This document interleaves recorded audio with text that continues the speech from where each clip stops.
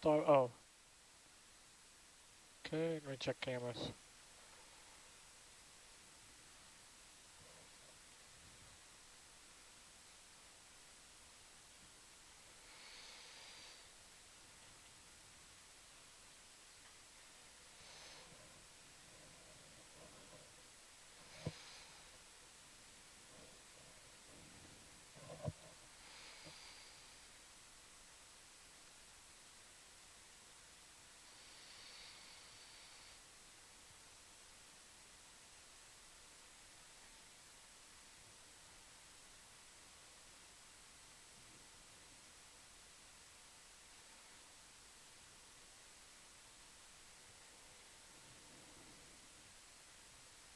Yep.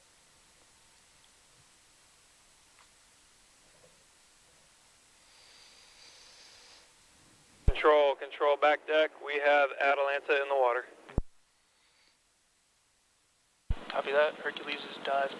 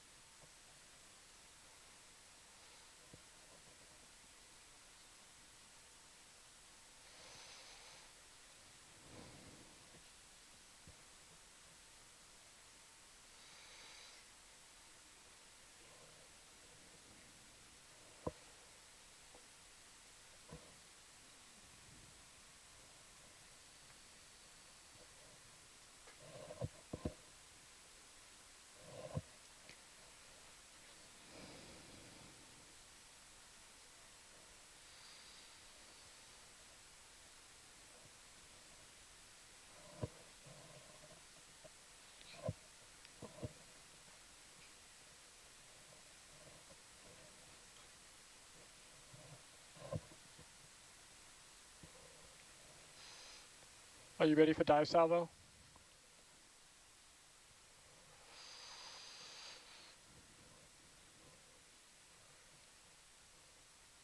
Yes.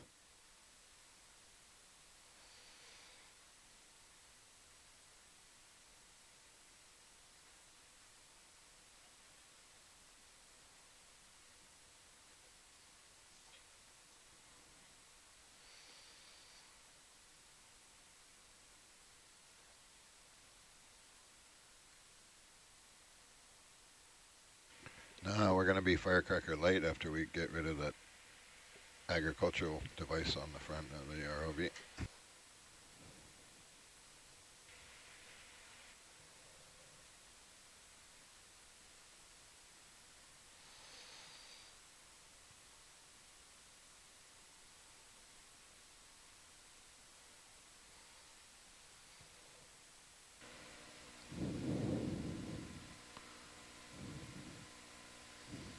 Good to have the keep the ship streaming ahead. Yep.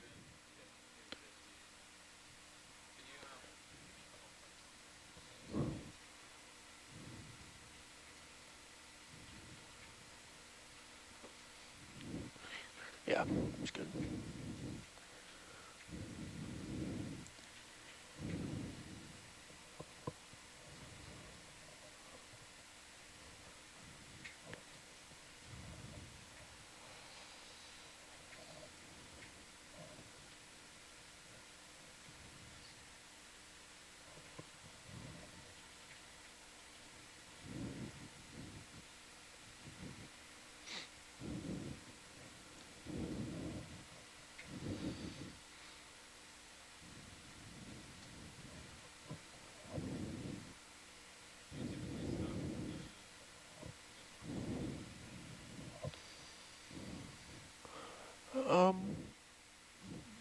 I guess you can wait for the changeover, but yeah.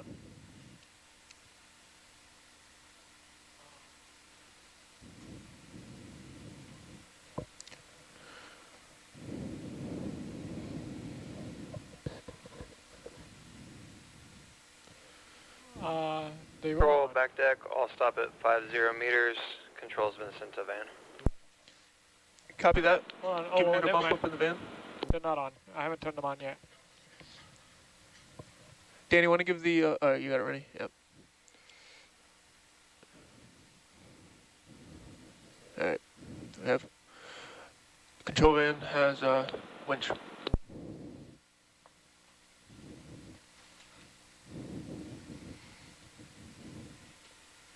Ethernet bottle. Oh, here it is. Triclops.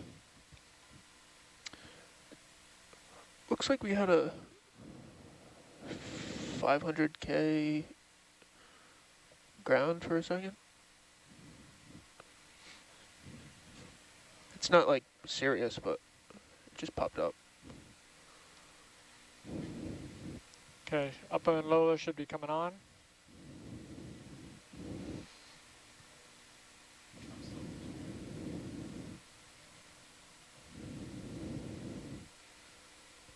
Okay, front row, once you're good to go, we're going to do a vertical transect for the first 1,000 meters. Copy that. Vertical transect for first 1,000 meters. 10 meters a minute? 10 meters a minute. Correct. And then are you going to have us zoom past the arms and stuff? Yeah, if we can. No lasers.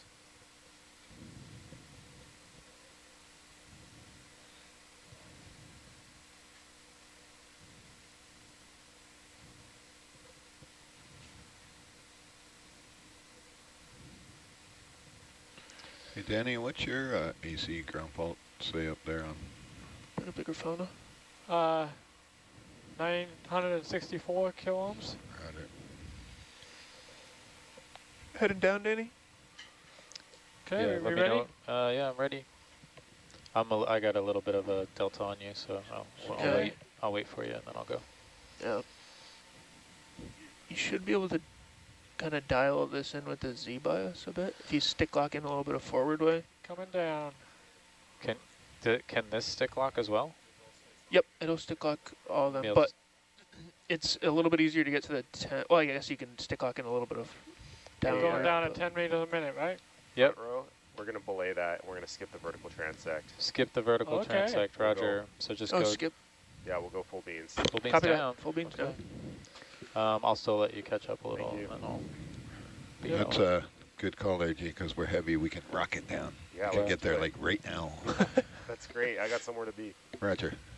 Full beans. Keep you us could in screen. Coming up to speed. Oh, yeah. break that Shit. speed limit. All 35 sent to the meters a minute. seafloor.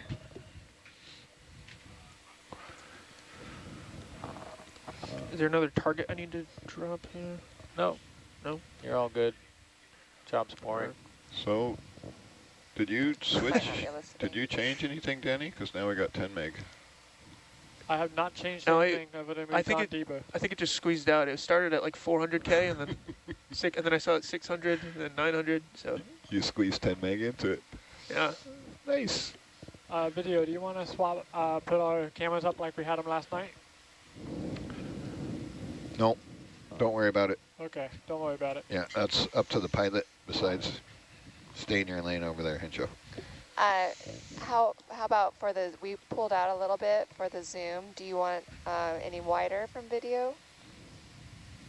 All right, I'm full beans down, a little bit of forward, and so you're gonna have to. I might have to actually back up, because what's your max that you're supposed to go on the Hey, we I'm can locked in at 32. 32? see how fast it goes. I'm going down 30. You can go down as 100%, ready? 100% down. Well, I'm 96 down. Yeah. And Danny should match you. Yeah, I'm watching his, It'll probably climb to like 35 meters a minute or something.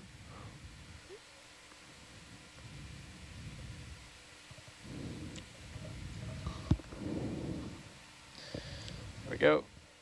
And I'm comfortable if you want to stop the ship.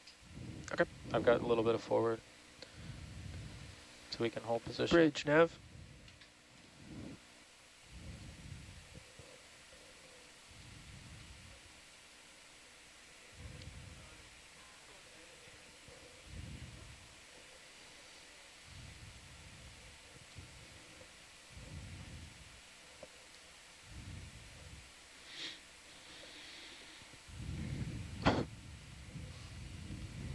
All right.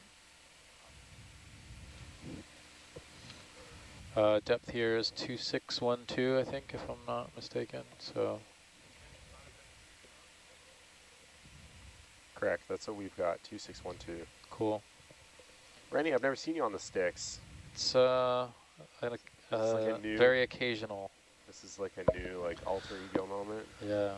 We're stealing him from Nav. Yeah. Randy. Dragging him in there, kicking and screaming. Is this a good time for me to do a quick introduction on who is currently on watch for this dive? Sure. Dan, can you come here for a second? Awesome. So we have Danny as the Hercules pilot, Jake as Hercules pilot. We also have Dan as Hercules pilot tonight. And Rennie is Hercules pilot. Currently. And Rennie is Currently Hercules Rennie. pilot as well. Sorry, I'm going by my list right now. I'm Rennie's I'm not joking. on here. Okay. By my math, I think we have 4 Hercules in the water right now. I'm just going by what's on my website right now. Yeah. We have AJ as watch leader. We have Steph as data logger today. And we have Can we slow down a bit? We have Johanna as navigator and Anna as our video engineer. And You I'm should be able to Yuko match on you, but the yeah, you can slow down SPL. while they're fooling around.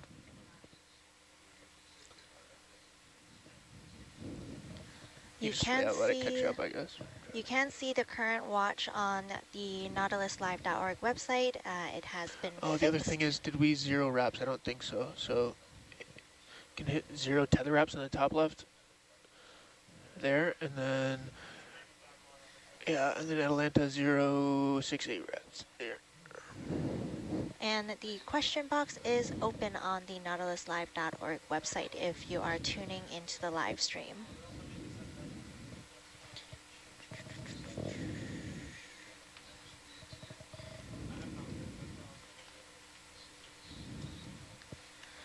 We're currently descending down to a site called Cork 1024C. Cork stands for, let me pull up my notes here. Cork stands for Circulation Obviation Retrofit Kit. And Cork is a borehole in the seabed, traditionally used to house instruments that measures temperature and pressure at different depths down the hole. And I believe we are deploying a data logger at Cork today.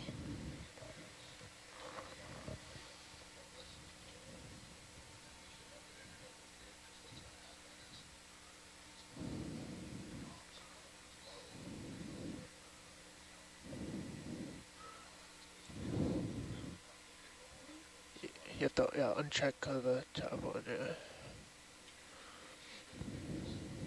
Nice.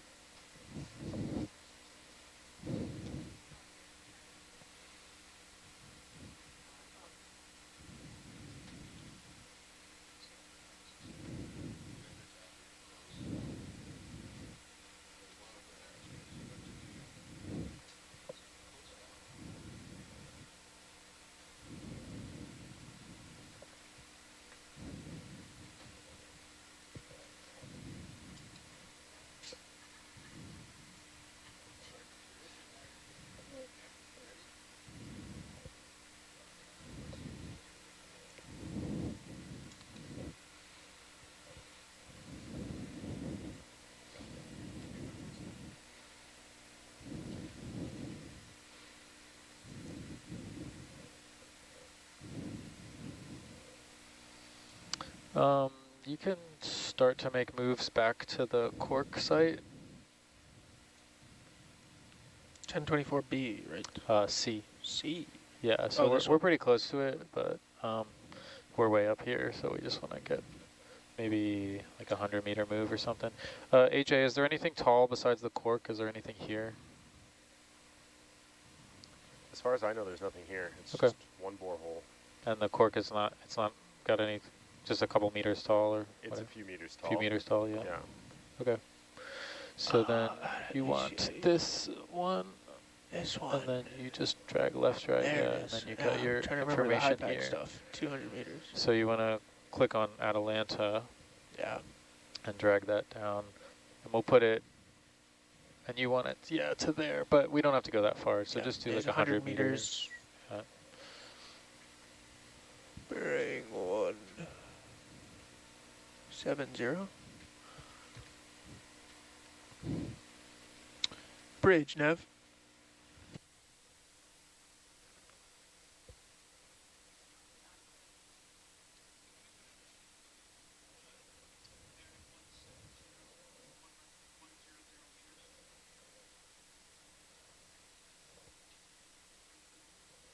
Point 3 is fine. We have plenty of time to get there, so not really.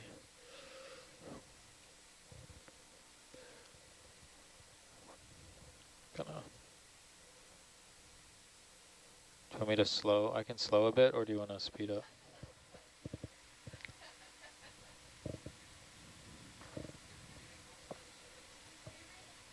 Just a hair.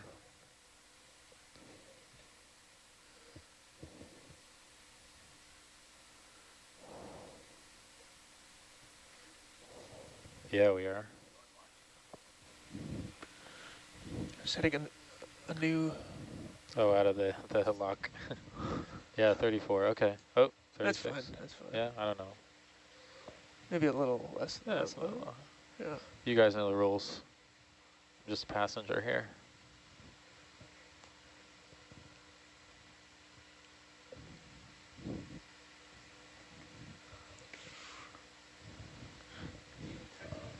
Dangerous. Sure. See if that, how that gap closes.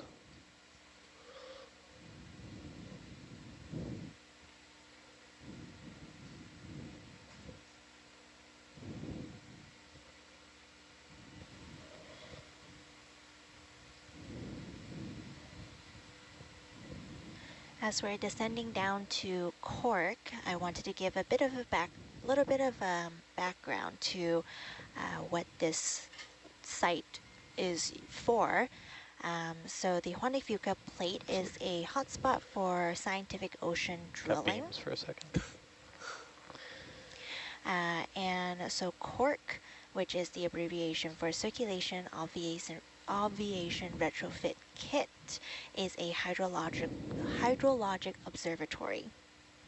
These CORC sites enable geoscientists to observe changes in the subsurface pressures and temperatures caused by earthquakes, storms, hydrothermal convection, and regional plate strain. And I believe the data logger that we are deploying today will give us data on the pressure and temperature down the borehole so that we can understand the tectonic movements and how earthquakes are impacting our sea floor.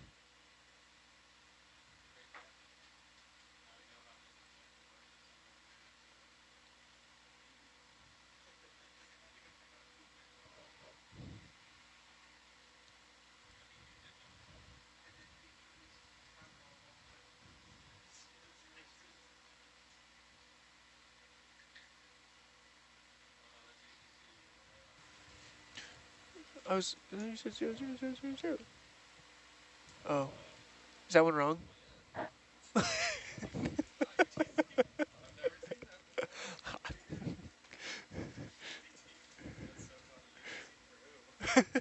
Who's UTC?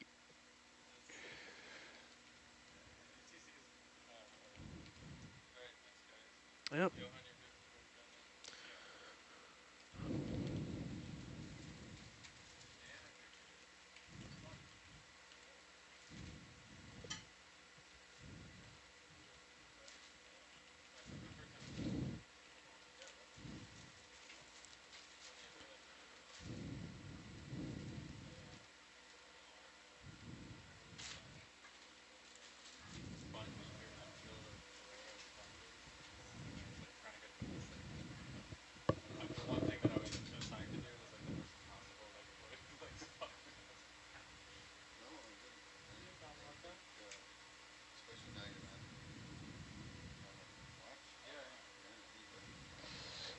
The insert to time in dive log, that's what, control shift semicolon? Semicolon, yeah. Control shift semicolon? Yep. Yeah. Okay, I mean, no Except it's, I changed it to, Google was for some reason stuck on Hawaii time, so I changed it to like I think Vancouver time or something. I think I normally couldn't- we do it off of UTC. I couldn't find a UTC Google thing. If you can find it, I only No. spent like a couple minutes looking, but No, my page is all locked out, so. it's all locked out. Yeah, you see these like boxes on here? I can't change tabs. What? Yeah, I don't know what's going on. What?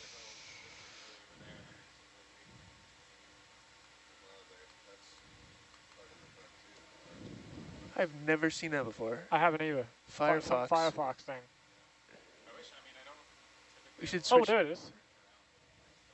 No? Take a Oh, look at that. It's like, wait, what? I don't know. It's broken. Hit that button again? Top. What's that top left button? What is that? Recent browsing? Oh, what the heck? I don't know. We should just like switch to a different browser. Yeah, we should go to Chromium. Like Brave everything else. browser. Have you heard of Brave browser? That one's the new.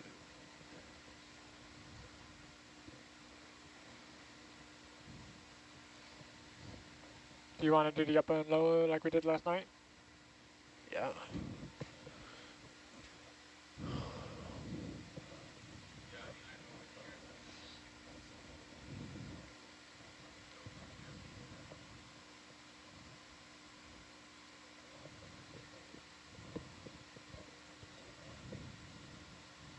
I'm scared.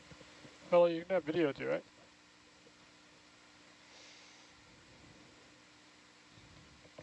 I think he's trying to figure it out. Let me try for like 2 minutes. I want to see if I want to see if I can do this. Jake's doing everyone's job tonight. I've never figured this thing out.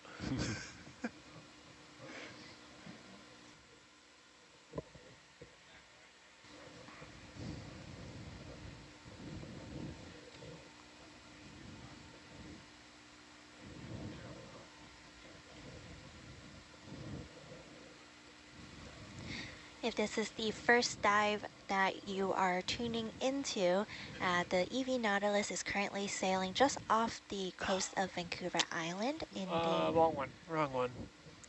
in the Pacific Northwest. So it's a little bit chillier for the Nautilus Nautilus crew here. And this 3-week expedition off the shores of Vancouver Island is taking us to Ocean Networks Canada's Neptune Observatory, where we have 800 kilometers of fiber optic cables connected to multiple deep sea sites. So last night we were diving at the Endeavour node, the power source for multiple locations within the Endeavour site, including the main Endeavour field where the classic hydrothermal vents reside. And we just sailed east today and are diving at Cork 1024C, which is a borehole on the sea floor. We are going to be diving to depths of 2,612 meters tonight.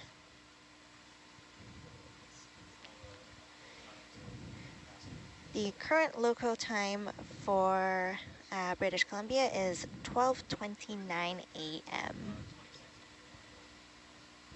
Yes, got it. And also a big shout out Took to me 5 minutes. all of our team members that are on shore supporting our dive so early in the morning.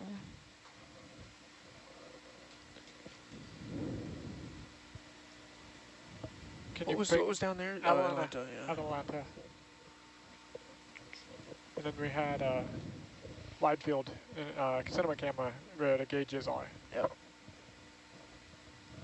Oh god. This hurts my brain.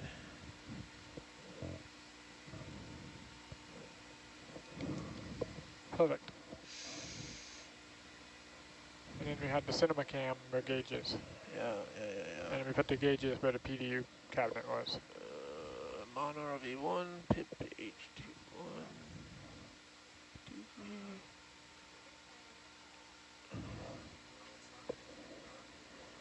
There we go. On ROV1. Oh, I can do it this way.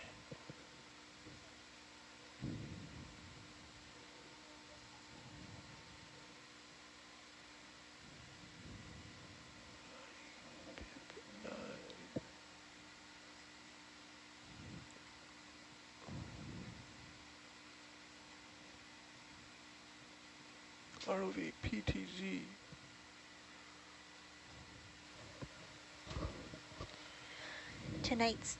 Tonight's dive is estimated to be about 8 hours is what I've been told, but anyone on comms, if I'm incorrect, please correct me. I think at this stage, this is just a guess as to how long this will take. Everything is just a educated guess. Depends on what we see on the seafloor. I don't know when the last time we interfaced with one of these corks were, but it was definitely before I joined ONC. This is not something we do regularly. Mm-hmm.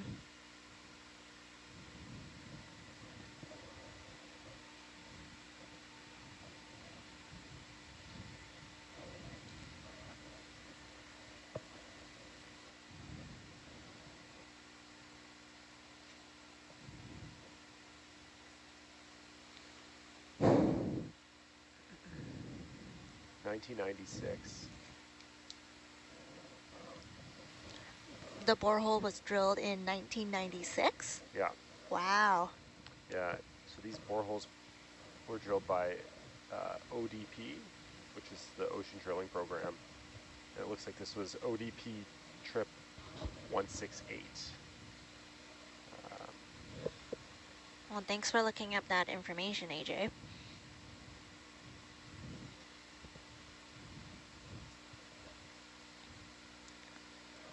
This is my first time actually working with cork. That when the first Nautilus expedition that I was supporting last year, we didn't come this way.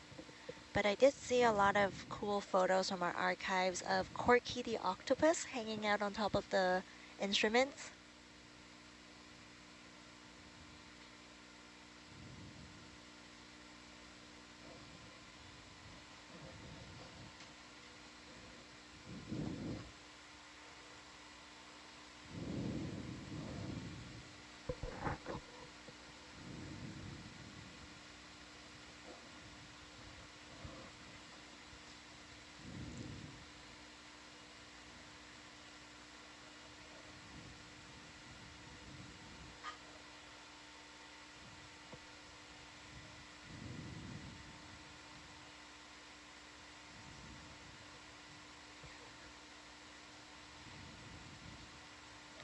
Oh, AJ, I have a question for you that I don't know the answer to.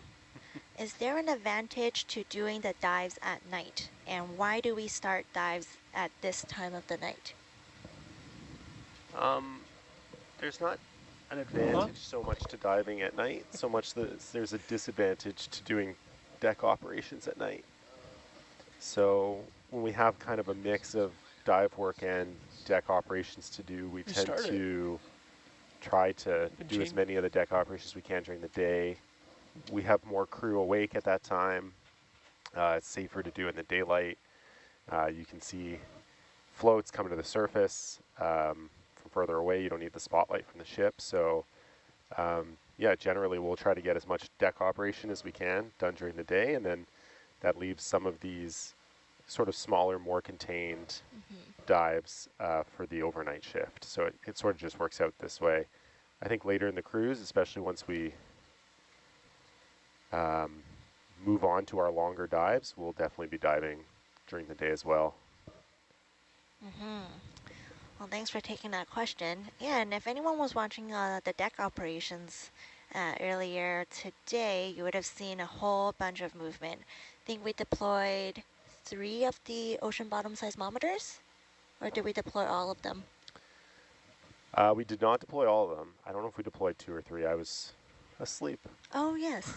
Yes. A very important thing to do while on the expedition.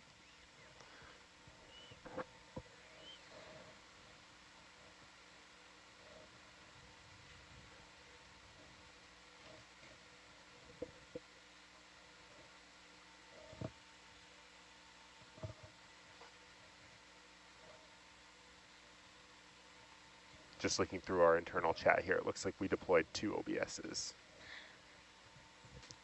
OBS stands for Ocean Bottom Seismometers. These are autonomous seismometers that we deploy to supplement the seismometers that are connected to our cabled observatory, Neptune.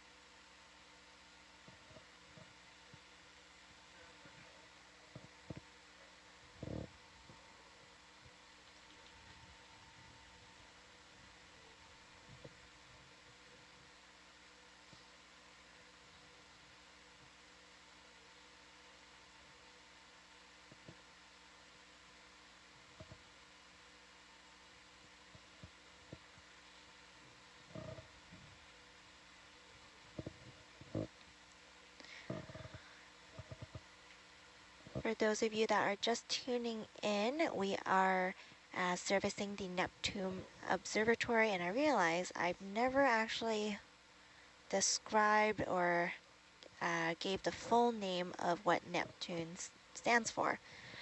Neptune is the Northeast Pacific Time Series Underwater Networked Experiments. It is the name of our offshore deep-sea cabled observatory. We have 800 kilometers of fiber optic cables laid from Port Alberni in a loop.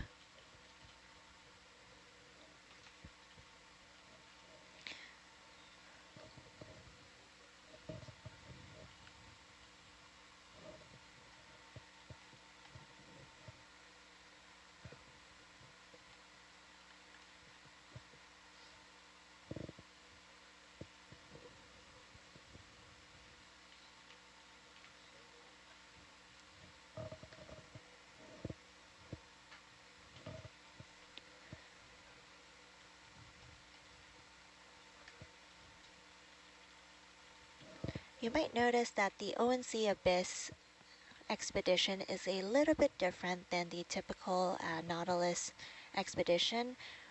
For Ocean Networks Canada, these dives and this expedition that happens every summer is one of the, I believe, one of the only opportunities we have to service our equipment in the deep sea.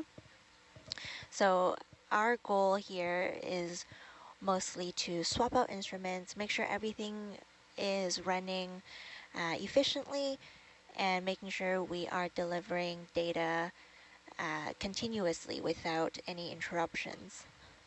Hence why part of the name of our observatory includes long time series, because we're trying to collect continuous data, which is open source and available for free to anyone on the internet.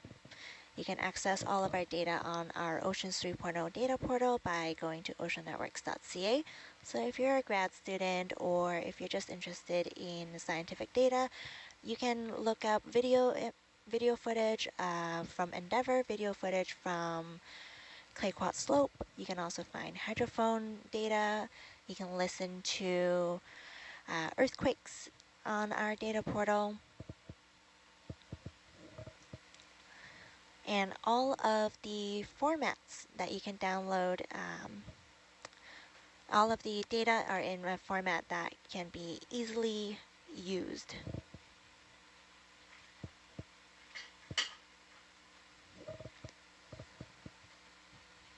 We see a lot of invertebrates as we're diving towards the seafloor, a lot of jellies, a lot of arthropods.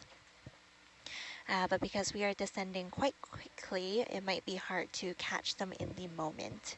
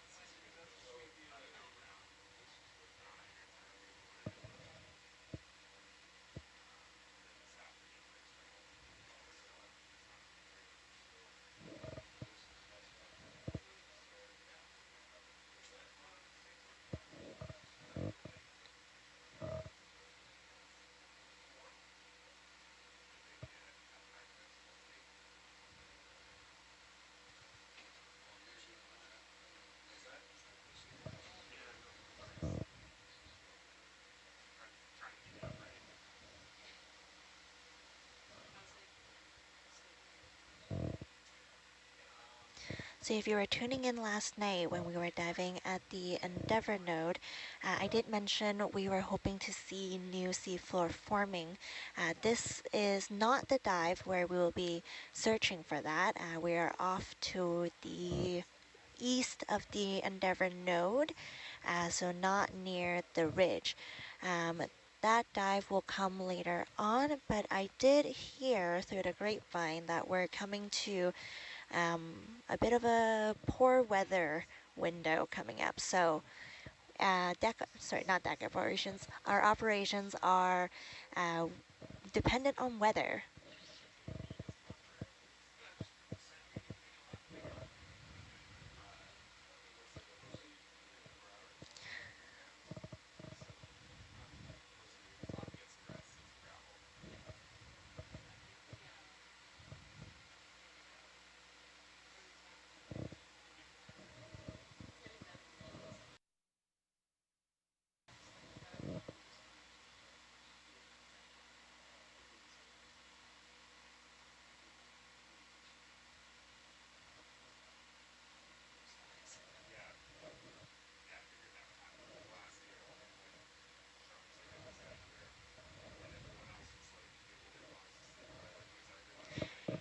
Hey, Anna, would you mind taking a few minutes to talk a little bit about your role as the video engineer during our expedition? Sure, yeah.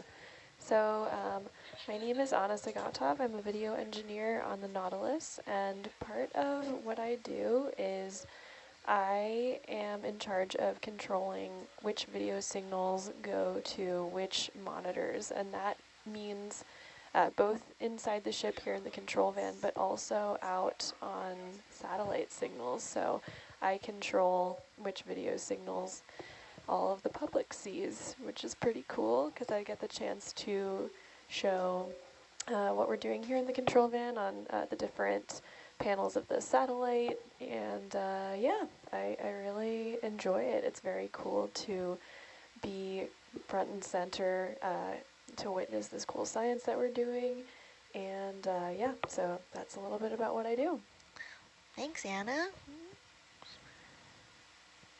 If our ROV team is available to hop on SPL, I would love to ping that same question towards the front row. Yeah, go ahead. Also, I was hoping you can describe a little bit about what you do as an ROV pilot during these dives.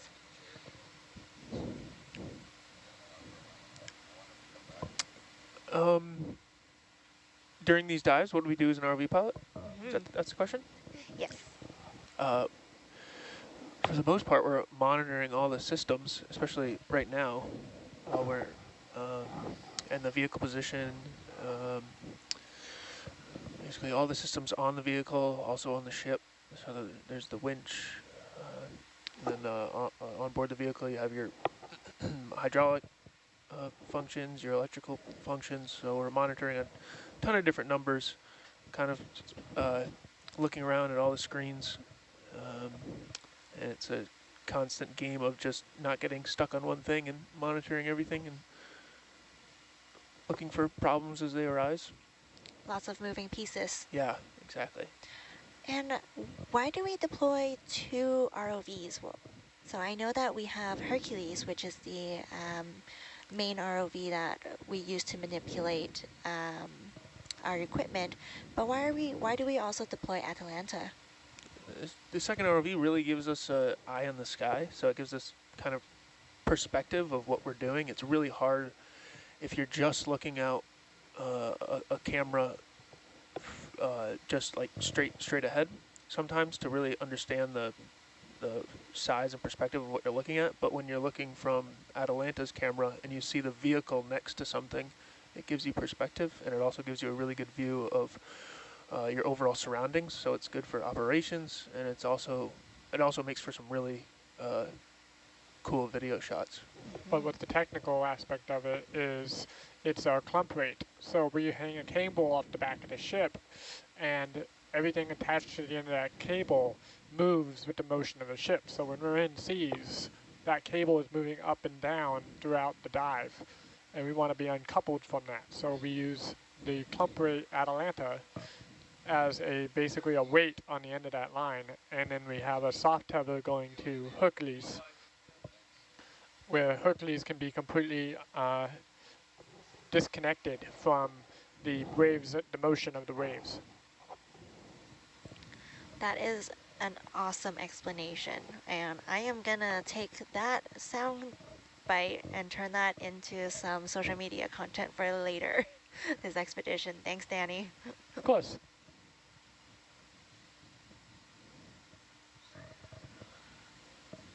And I'm gonna also kick the question over to Steph, if Steph isn't tied up with a task right now. Yeah, Steph, what's your role on the Nautilus tonight, I should say?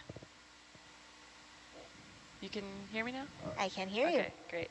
I'll be capturing all of the dive operations that we do from the ONC point of view. So when we disconnect devices, when we connect devices, when we recover things, it's really important for our team to have all of that information so we can track metadata, and also for our GIS team to make comprehensive maps of what's deployed at sea. So that's what I'll be doing tonight. Yeah, last night I asked our Director of Digital Operations how much data we collect. So in Archive, Ocean Networks Canada has 1.5 petabytes of data, and we collect about 300 gigabytes of data every day. So it's a lot of data to comb through, to make available for public use. And I'm also going to kick a question over to AJ, if AJ is available to answer. What is your role for tonight's dive? I'm the dive lead, so a lot of planning goes into these cruises, mostly done by a bunch of my colleagues at ONC. And we come up with these dive plans and maps to help us be as organized as possible for when the sub actually goes in the water. So I sit back here with our dive binder and all of our dive plans, and I help, I guess, guide the ROV pilots through the dive, ensuring that our objectives are complete and that our instrumentation is handled safely. And yeah, just help out trying to make any decisions that could arise during the dive if something doesn't go according to plan. And could you talk a little bit about what we're trying to accomplish during tonight's dive? So this one's an odd one because it's not something that we do very often. So these corks, these boreholes that were drilled a long time ago, were outfitted with instrumentation, and some of that instrumentation is kept up to date. And so this cork hasn't been visited in some time. And what we're going to be doing is deploying some technology that we've developed that will allow us to plug the ROV directly into the cork instrumentation that has run out of batteries, or had run out of batteries years ago, from my understanding, and sort of bring this instrument back to life and download all the data off of it that it's been logging for a period of time. And so we'll be connecting to it for a little while. We'll be talking with the instrumentation that's down there once we resuscitate it, and then sending that data off to shore to be processed. And then we'll be sort of collecting our instruments and returning back to the surface. So this is kind of it's a bit of a funny dive because we're sort of just poking around, seeing what data is already stored on the in the cork logs that are down there, grabbing those and coming back to the surface. Could we make an analogy? This is kind of like jump starting a car battery. Yeah, sure. Yeah, the batteries in the cork are dead, and we're coming in with a lot of power through the through Hercules, and we're gonna bring it back to life.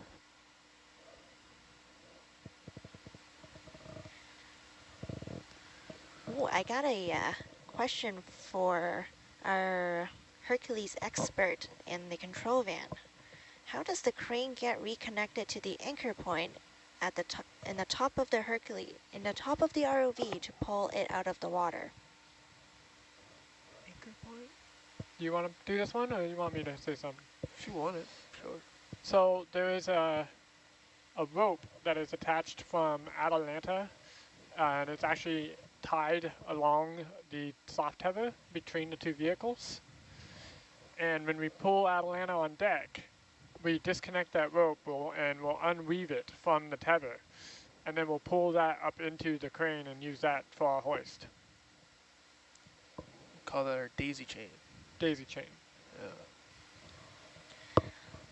You know, I've only seen the ROV get deployed, not retrieved. So I think I might have to stay up to watch this and record this process. Basically is a piece of line daisy chained along the soft tether that's attached to the top of Hercules. And it's got a soft line wrapping around that daisy chain that kind of just ties it all together, so it's one piece. And when you pull on the line and untie the end knot, you can disconnect the line directly from the tether. It's pretty interesting. Yeah, from my short time on the Nautilus, there's just so much cool engineering that's happening every single day. We're doing a very difficult job in depths that are not normally maintained by every vehicle you can think of. And it's a new challenge every day. Yeah, and I noticed we're about 1,400 meters. How much longer until we hit the seafloor?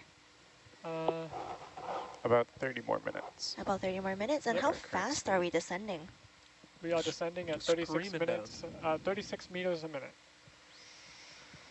Just plummeting down to the seafloor. On that note, pilots, do you mind if I make a 130-ish meter move due south? That's fine. Get us closer to our target? Yeah, that's fine with me. Sweet. Bridge nav.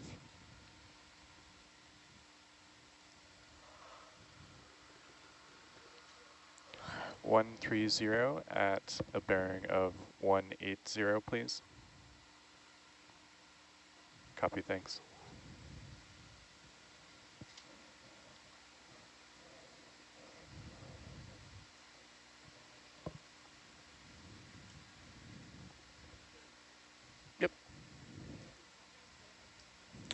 No, it's never been plumbed in for this.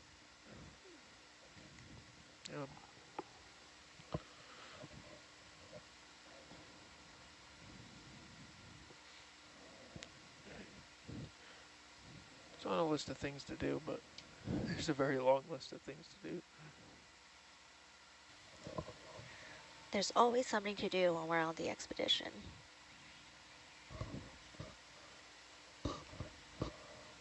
The ROV is constantly evolving. We add new equipment, new sensors, all to make the job easier and more efficient and reliable. Reliability is the key. We want to be able to put the vehicle in the water, do the work, and not have to worry about it breaking on us. That's actually a great segue to this question. How much uncertainty do you deal with on a regular basis, and how do you plan for it in general? Well, the ocean is one of the most hostile places on Earth. It's an environment that's constantly trying to test your limits.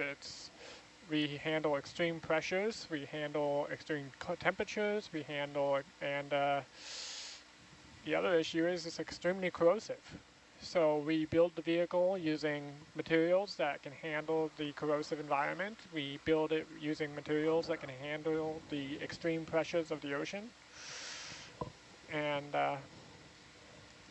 we do everything we can to make the vehicle reliable and robust so we can get the job done. Yeah, and I know on ONC side, when we're planning for expedition, we have contingency plans on contingency plans. So if weather is really poor and we can't deploy the ROV, we do surveys, multi-beam mapping. So there's always something to do, and we take advantage of every day.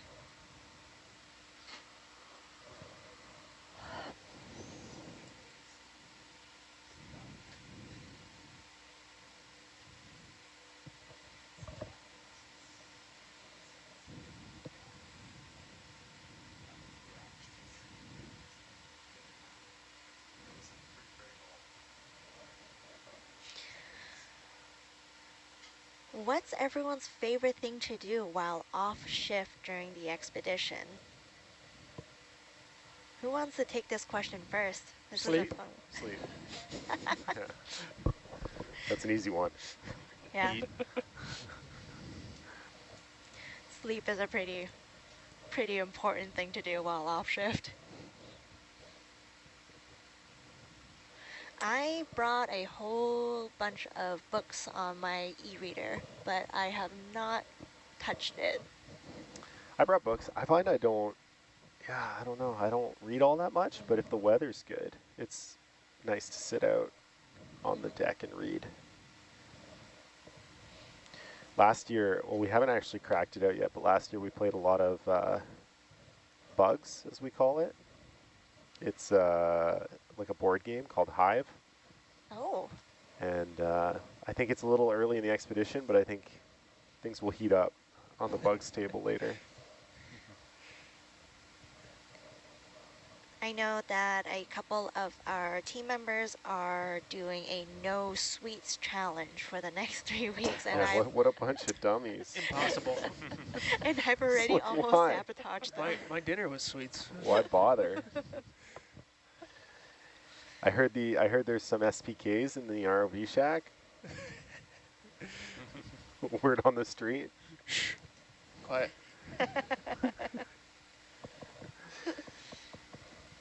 Oh, just wait until I pull out the Nerds gummies. I need to ration my snacks. I've been full send into my snack bag already. Yeah, I haven't cracked out my SPKs yet. I'm waiting for the right opportunity. Is SPK something that people say regularly? Because I just heard it for the first time tonight.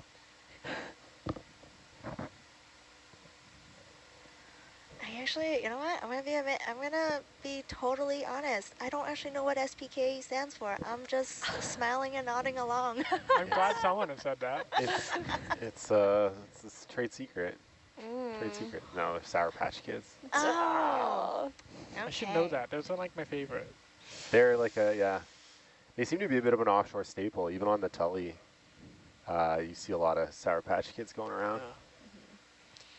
Sour foods are really good for nausea. Oh, look at that Cool ball. jelly. It's a glowing orb. Yeah, there was 2 that just went by. I wish I can ID it right away, but I need to go back into the historic dive videos later to ID them. I got a question for Jake here. Yeah. So this person asks, earlier Jake was doing multiple jobs. Is there a lot of overlap in skills? There definitely is between the jobs in the front row and all throughout the van. Everyone's got to be working together as a team. And then also we tend to do a bit of cross training, so just to help people understand other people's roles and kind of work together. So, for example, at the beginning of this dive, Rennie, who's a navigator, was flying the ROV on the launch to get a better understanding of how the forces of current and wind and everything play into the launch of the vehicles and how fast we want the ship moving, etc. That type of stuff. I would not say no for a chance to try to drive the ROV. I don't know if you'll trust me with it though. It's a lot of fun. We try to get people in the seat and trained up and at least have that experience at times when the opportunity presents. Yeah, yesterday was my first dive, and watching just the process of unplugging and replugging a CTD, it was a lot of fine movements and a lot of finesse needed. Yeah, also I've noticed that you guys have, in terms of controllers, everything from a really cool little mini arm to a video game controller over there, and I'm curious if you could talk about the different things that you use them for. And we have all different types of joysticks and controllers and everything from an Xbox controller to custom joy boxes designed to fly the ROV, and we also have a controller for the sonar, and there's an ever-evolving suite of joysticks up here. Video, if you want to give us a download camera view, we can show what we work with. Yeah, I can do that. It's a good. Okay.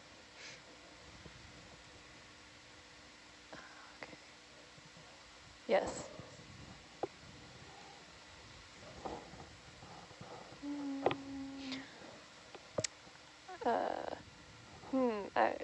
Sorry, one sec.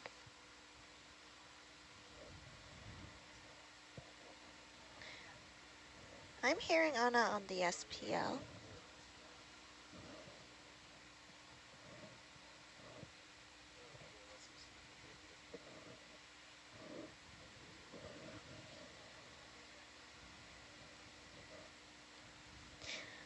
Please stand by as we troubleshoot the SPL really quickly here.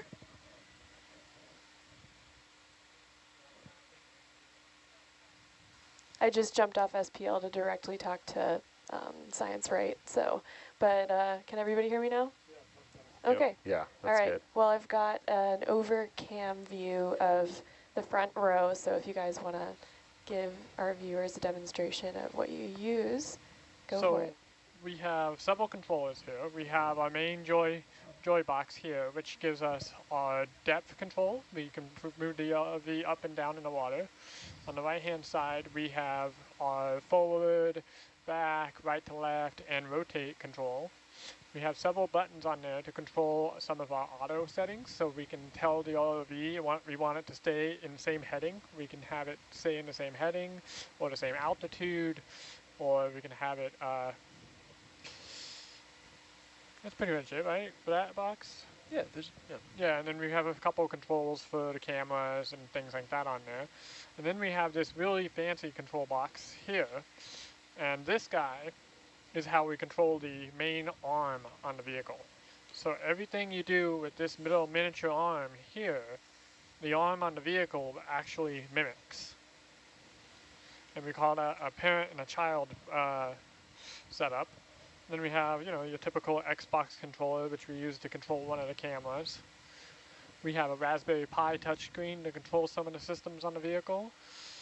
And we have a touchscreen interface with the GUIs that give us all of our telemetry and bottle information, what kind of electricity, the voltage, the amperage we're drawing, just everything we need to know to make sure that Hercules is operating correctly and safely. That is a lot of controls. I didn't realize how many moving pieces you guys are in charge of up there. I can't see you guys past the screen, so I'm looking at you guys through the overhead camera too. Thank you so much for the overview. Of course. The arm control is really cool. It takes a little practice, but once you figure it out, it's not too bad. You just have to figure out a way to identify your movements under the water, because we do not have stereo vision on the ROV. So you're not sure exactly how far away from the object you are with the arm. You have to kind of analyze multiple camera views to be able to create a three-dimensional idea of where you are and what you're doing.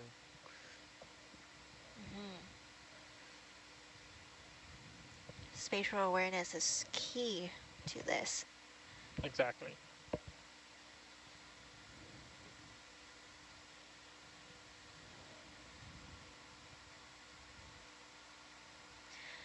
Hey Steph, who is dive logging over on the shore side right now? We got a question here. Who is doing the logging on SeaTube? It's a nice thing to have. So we have Keegan and Sean from the data stewardship team from ONC logging back on shore. But I think they'll be handing over pretty soon to Grant, and I'm not sure who else. But it's usually 2 people on shore that are helping out. And Ed. Thanks, Keegan. Shout out to shore support. Thanks, guys. Yes, so if you want to follow along with the dive logs, you can access that on our website at oceannetworks.ca. And then nautiluslive.org, you can see all of the different cameras.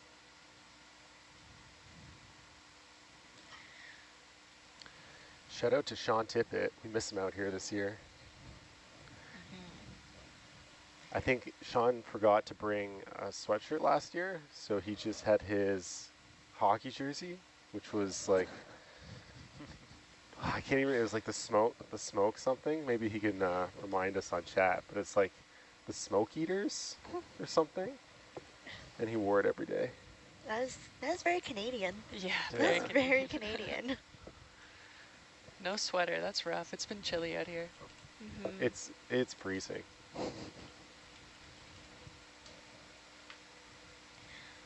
How do the data connections avoid shorting or quality being affected by the water? I guess that's like that's one of the biggest problems that we face working with subsea instrumentation. We call it like ground faults. If the any of the circuits touch any of the housings, which are in contact with seawater, then you end up with a short circuit, and yeah, your instrument isn't going to work. So prior to deployment, we test everything in water tanks that we have, test tanks that we have at Ocean Networks Canada, where we'll power them up and lower them into the water to ensure that they don't short. And if they do short, we make sure that there's circuit protection, and then we try to troubleshoot where exactly it's shorting, because a lot of the instruments have several connectors, or they have different types of isolated housing faces, and so you can try to troubleshoot the problem by lowering it sort of slowly into the water and seeing when the short occurs. And so from an instrumentation standpoint, that's one of our major Yeah, challenges that we're always looking to protect against. The subsea connectors that we use are very advanced. They're expensive. They're incredibly well designed in tolerance to parts, and they're absolutely critical to making sure that we can deploy these. And the subsea mateable ones that you see the ROV having to deal with are also like very robust and expensive components as well. Thanks for that. And yeah, the test tank that we have on shore is really cool. Every time I visit MTC, which is our Marine Technology Center, there's always something being tested in the water.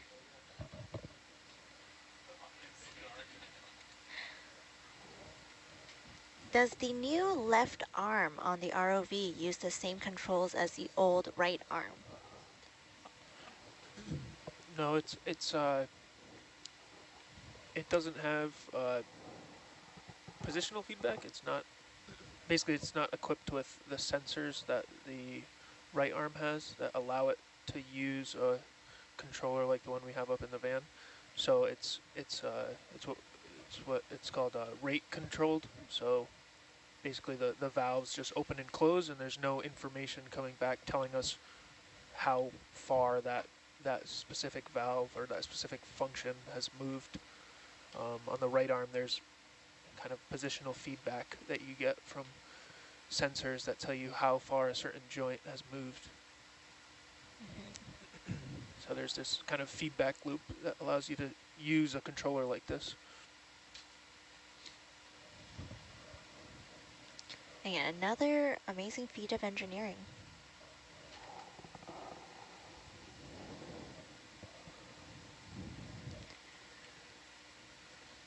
So for anyone that's just joining us, we are currently diving towards the Cork 1024C site, and Cork stands for Circulation Obviation Retrofit Kit. And like the acronym describes, this is an instrument that is plugged into a borehole on the seabed, traditionally used to house instruments that measure pressure and temperature. So it's a cork in the seabed. We love acronyms in the science world. Like SPK. Like SPK, which we have now learned is Sour Patch Kids. One of the ROV pilots stocked up on 5 bags of them. Oh my god. I know. She's a maniac. And this segues into a very important question from one of our audience members. How do you organize your candy or snacks? Is it a large central stash, many small containers squirreled away, or rationed or unrationed? Mine are hidden all Yeah, across the people ship. hide them. Yeah. I mean, I have a suitcase full. Which suitcase, Danny? That is for me to know and you Yeah, not to. exactly. Yeah. Knowledge is power. We have a barter system where we will actually barter and trade with each other snacks and sweets. I stash things all over the place, so if one stash is compromised, the others aren't. So you're a squirrel. Yes. Squirrel. I try to ration, but I end up just mowing down everything in one night. Yeah, I might have finished my kettle corn bag that I bought, you know, a couple days ago when we got on the ship. I have the other problem. I save it until I'm like, oh, when midway through the cruise, I'm really jonesing for some sweets. But then I'll save it for so long that I'll end up just having to eat it all right at the end of the cruise. Yeah, I'm the same, Danny. It's like, I'm always too nervous. I'm like, what if I really want it later? And then it passes. Exactly. How many? I've got like 6 boxes of hot tamales.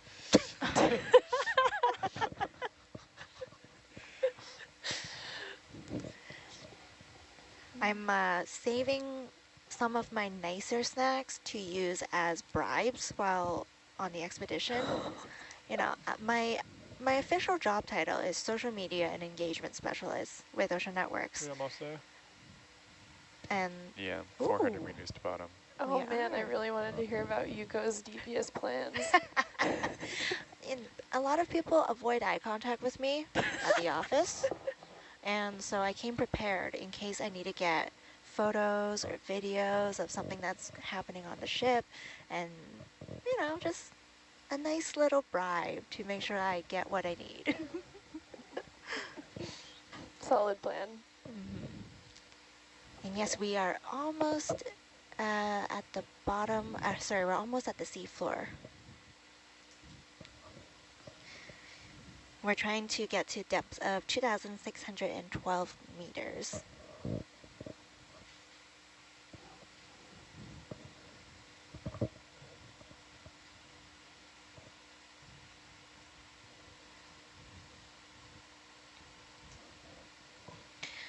For our audience that are really interested in the biology aspect of these dives, you are able to go to our CTube, so that's our Oceans 3.0 data portal. Go to oceannetworks.ca to access that, and in our annotations, we often have the species annotated in real time as much as possible. So if you don't hear us on the feed describing some of the critters that we see, please check out CTube. The other place that you can see some of the common creatures that we encounter would be on iNaturalist. If you search up Ocean Networks Canada on iNaturalist, you'll get a database, and we are continuing to build up that database right now.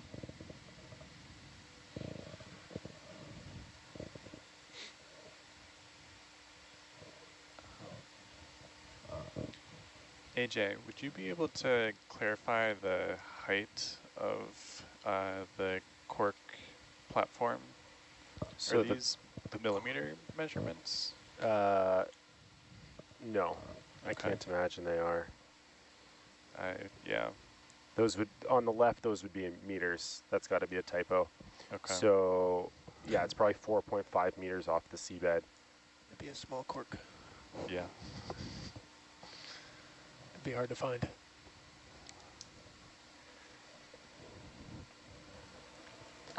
Got an update from Sean on the team, the Yeah. jersey, the Trail Smoke Eaters. Trail smoke eaters. Shout out to the Trail Smoke Yeah, Eaters. that's right. Huge shout out. Sweet jersey. Trail, British Columbia. What a place.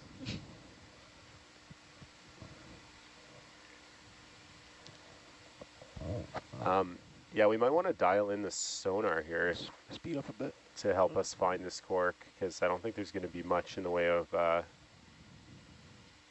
cables or guidelines to help us find our way. Okay. Yeah, on that note as well, the coordinates we have, we only had 2 decimal places, so we might be a little off. Yeah, so cork is not connected by any cables. Is that correct? Correct, yeah. It's autonomous. So are we relying on GPS signals to find cork, or how are we going to be searching for this device?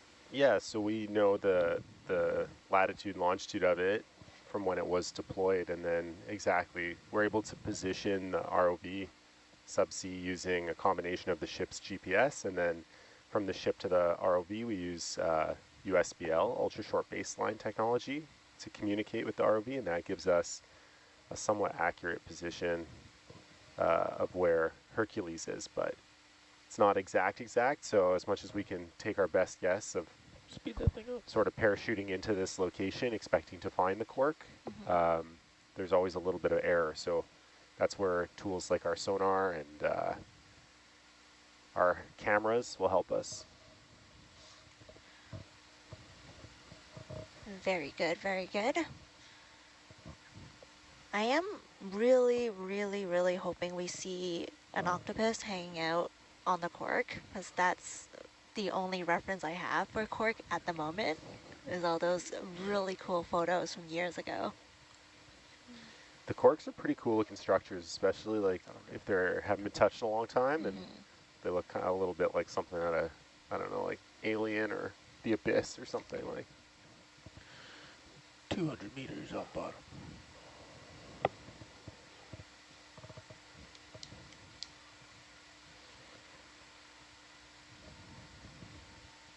Hey Jeb, how you doing? I'm good. I'm just getting my computers set up here so we can talk to the cork once we get down there on the wellhead, making sure. You can talk to the cork while I'm talking to you. Yeah, so I'm just creating some folders, make sure I stay organized with my data, and reviewing some of the steps I have to take once we get connected. Help set our friends up on shore with some data so they can let us know. Maybe not in real time, but what the health of the wellhead is. Yeah. Is Martin going to be up for this dive? Yeah, Martin's online right now, and beauty. He's going to get Dr. Earl Davis from Pacific Geoscience on the line as well. How are gauges look? Have you checked gauges as well? I just did a log. Nice. All right. Do another one on bottom. Hey, Jeb, if you have a moment to, because you just joined us, could you talk a little bit about what your role is during this dive? Yeah, so I'm responsible for interacting with the cork logger itself. So that's the device that captures the pressure and temperature data from the sensors. So this is an instrument that I put together from some parts that were supplied to us by Natural Resources Canada.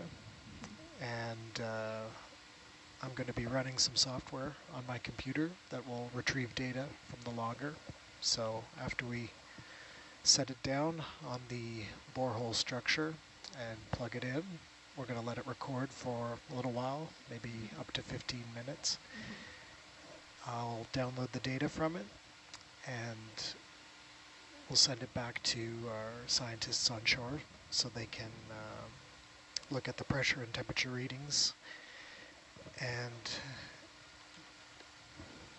get a kind of first visit look at it before we come back maybe 5 to 7 years from now to collect all the data it's recorded after we left.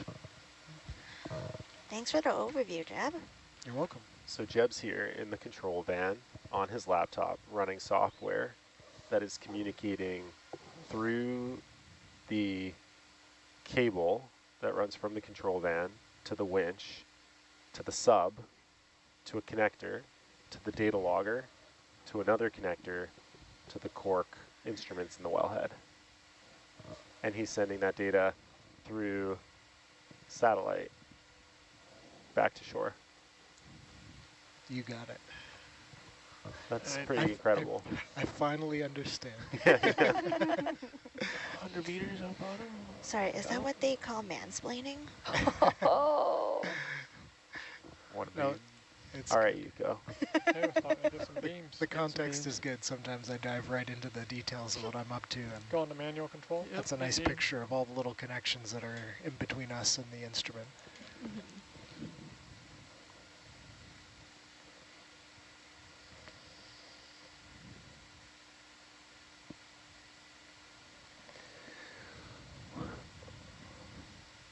What is the NitNat fan? 4 beams, 75 meters off bottom. Okay, you gotta slow down to like 20.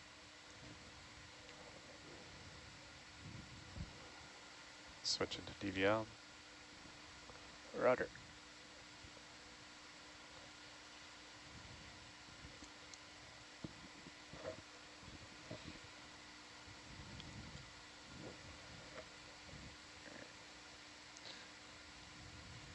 Gonna do a reset too, because I lost her. Good for it.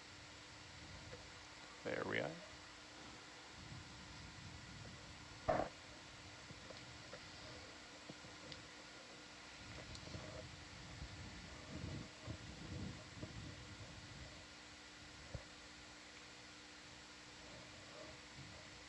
You still going 30 down? I'm gonna go, I'll go a little bit faster so I can just get out under you a little bit.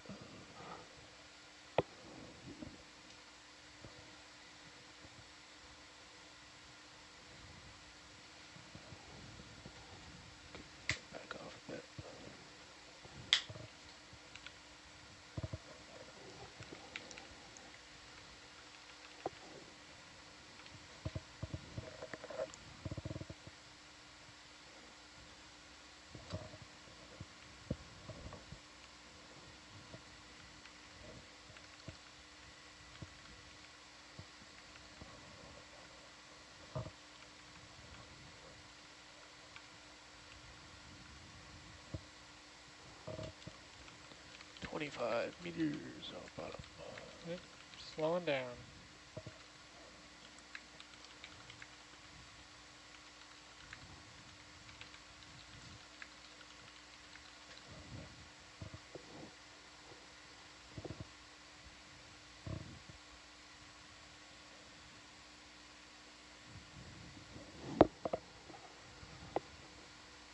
You can probably hold there, 30 meters.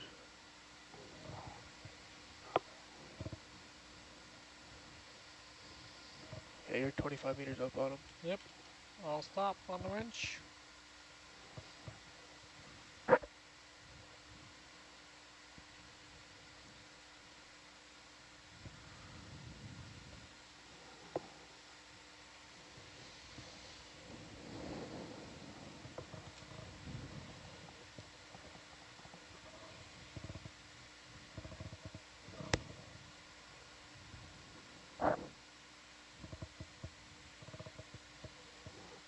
You good for auto heading? There's bottom. Yeah, you can go into auto heading on Atlanta. Yeah, there's.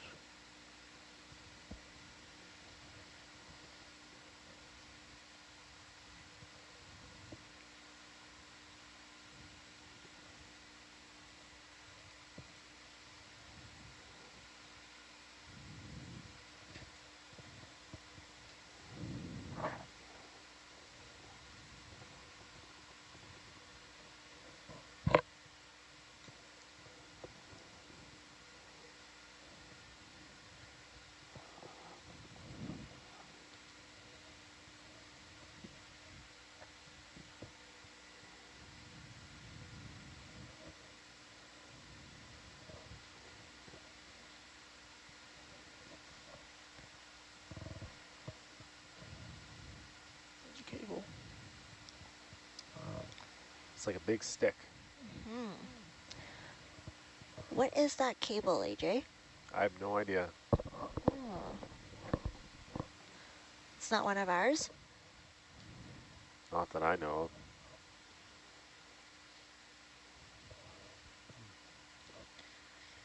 For any viewers that are just tuning in, we are diving at Cork 1024C.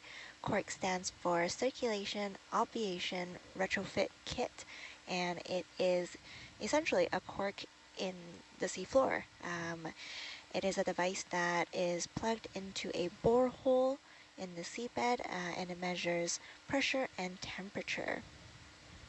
So we're just heading to this autonomous device and giving it a bit of a kickstart because the batteries are dead, so kind of like jump starting a car. And we're hoping to collect some of the data from this device as well. I believe we are just searching for the cork now that we're near the seafloor.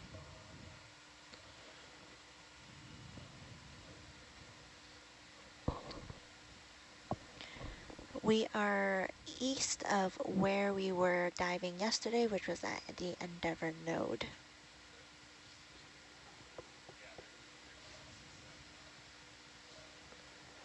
Hey, front row, let me know when you're all ready to go here. Yeah, we'll have a couple things to do on Yep. bottom.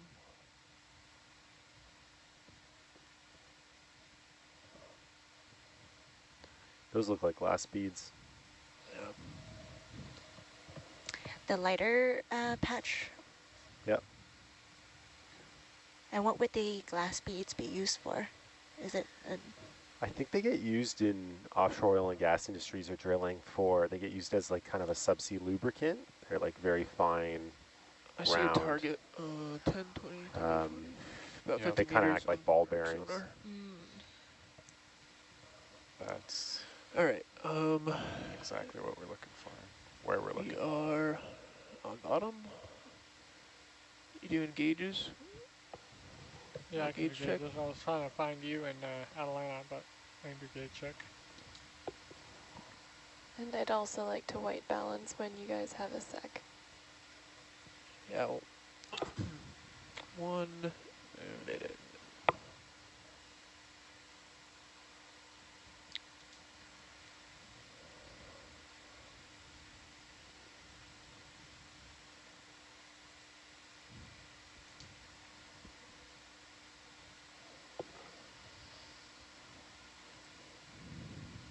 What's the range on the sonar? The Hercules sonar on the right is 10-meter divisions. Okay, great. So that target's about 40 meters out, Perfect. Yeah, which... should be right there.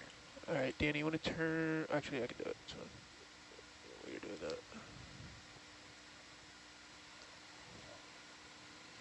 It's always neat to see these things appear out of the mist, like these wellheads in particular.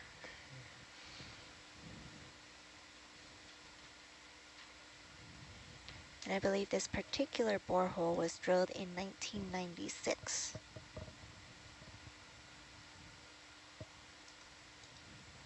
Do we know how long the battery lasted until it needed this jump start?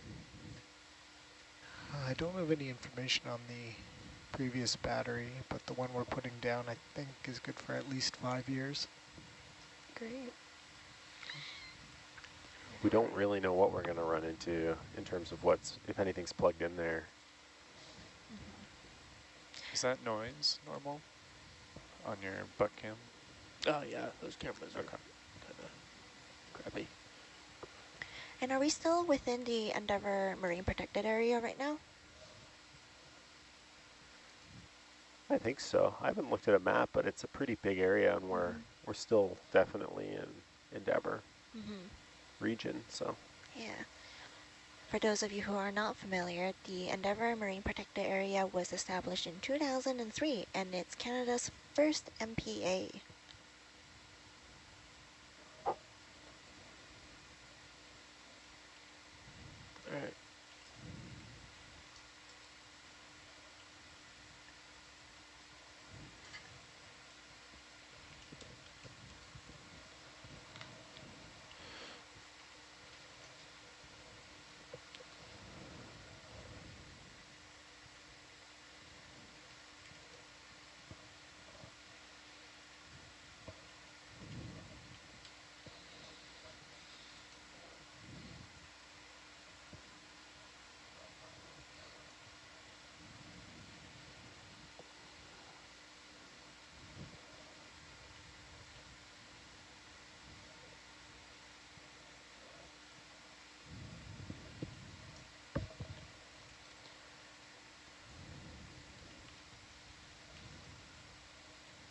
We're currently using the sonar on Hercules to locate the borehole.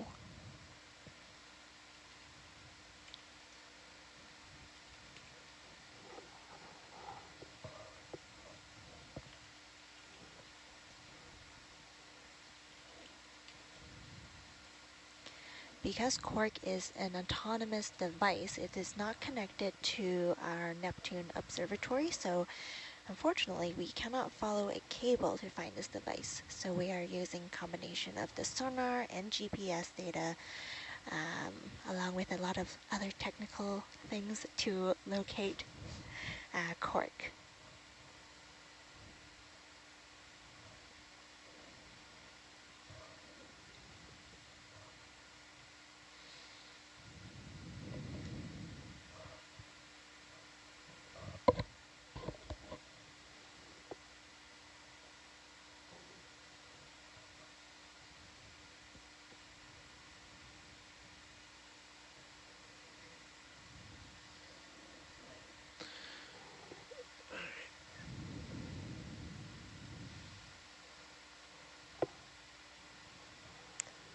Thank you. Is this for me for white balancing, or are you guys? Yeah, we're setting up for white balance. Okay, cool. Thank you.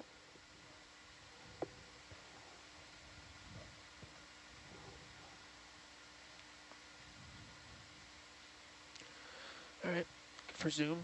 All right, thank you.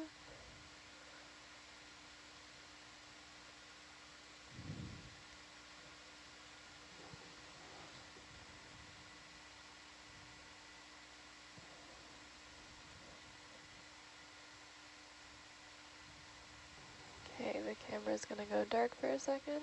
I got that. Oh no.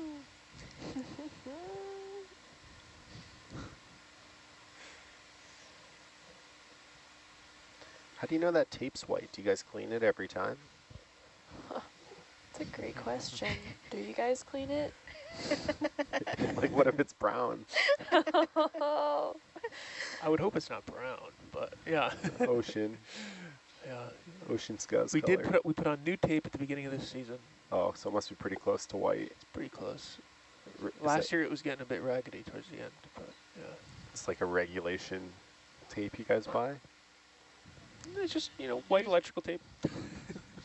We used to have a calibrated white that we'd use, but this year we only had electrical tape.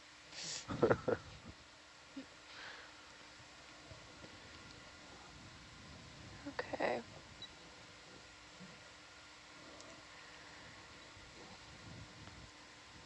Our video engineer, Anna is just white balancing the camera. Okay, all good. Thank you. Cool.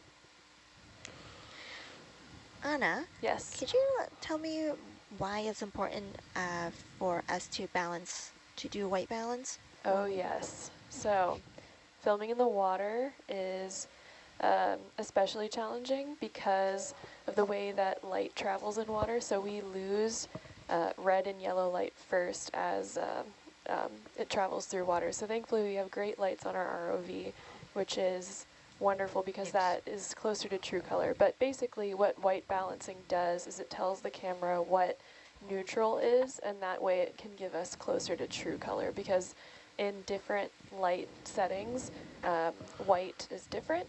So yeah, this gives us as close to accurate true color as possible, which is very important for science. So, and also just beauty. And aesthetics. Yeah. Thank you for that great explanation.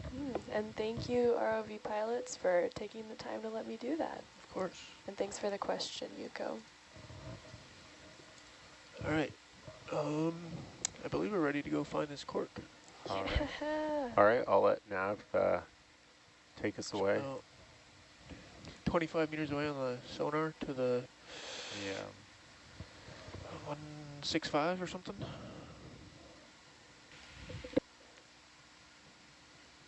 All right. So I'm going to go 20 at 225. 225, yeah. There we go. Bridge, nav. Definitely heavy. Heavy. 20 at 225, please. Copy, thanks. Like super heavy? I'm 0 Z bias, and it's kind of trending towards the bottom. Mm. So, Maybe stay up a little bit higher so you don't Yeah. dust it up when you get there. There will be like a grating for us to land on when it's time for us to interact with the cork. First thing we're going to do, though, is just a little looky-loo and take note of... We're not going to be able to looky-loo without dusting it up since we're heavy. So we can looky-loo from probably 4 or 5 meters. Okay, well, we'll see what we can do. If we need to put the logger down, We will, near the receptacle, and then we can maybe looky-loo a little more if we still need. Well, we're heavy and we have an arm in our face, so we'll probably want to. We can pick it up and fly it, but it will also be a dusty experience doing that.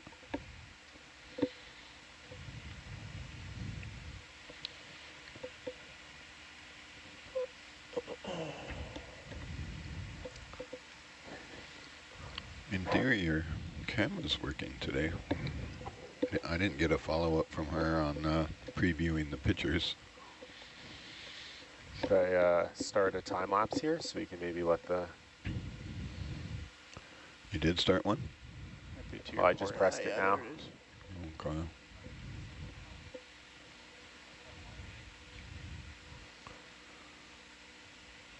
So since we have the time lapse going, guys, that means There it is. See it? don't zoom the Awesome. upper camera. Totally dusty. There's a dust cloud underneath me.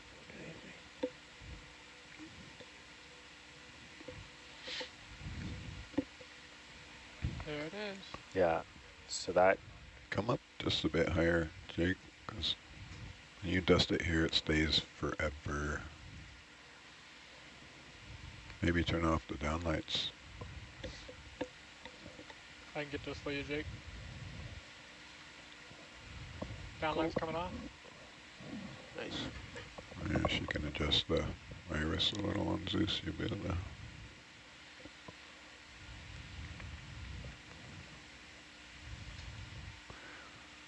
So there's a grate around here you want to dump this compound off on? yeah, I think if we're going to put it down, we should put it right next to the ODI that we're going to plug it into.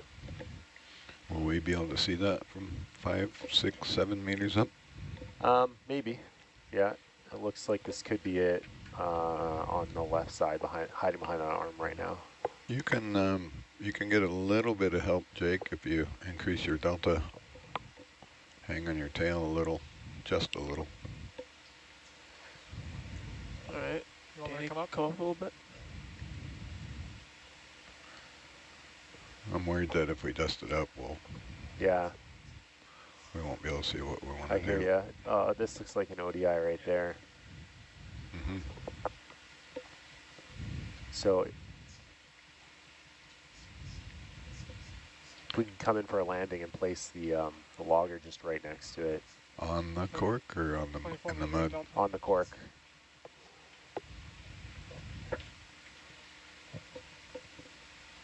I mean, we can pick it up and move it again. It's just, you know, you might be waiting for Viz for a while. That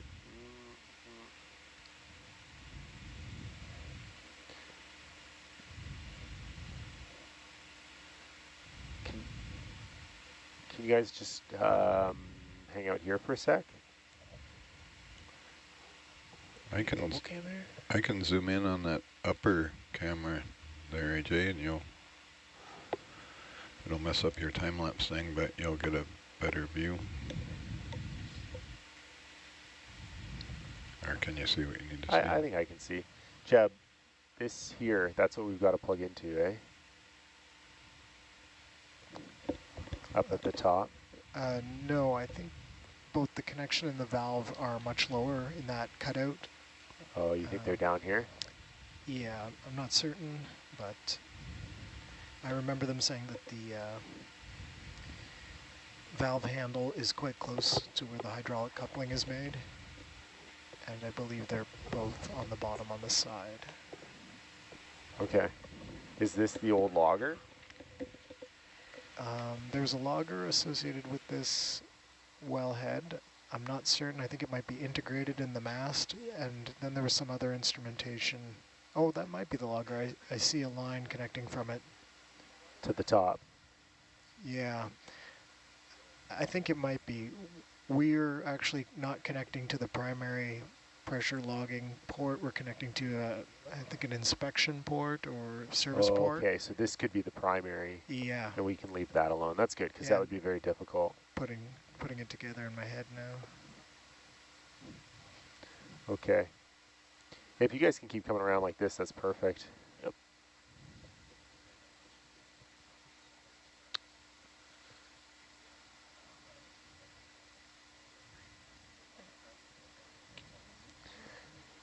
Can we tell if we're making too much dust from this height? I can see it in the tail on the aft view of the vehicle. There's some dust kicking Okay. up, but right underneath the vehicle it looks okay. Okay. Now, I wonder which of the two cutouts is the one we're interested in. I know, that's what I'm trying to look at. think- It's hard to see what... Yeah, we might need to take a closer look.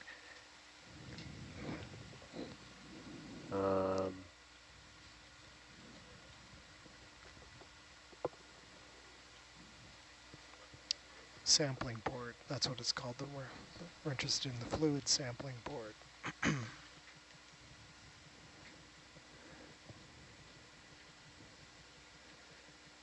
Sorry, I checked out there for a minute. Yeah, my guess is the other side, this doesn't really look like it has kind of any receptacle inside. At least I don't really see anything resembling a receptacle.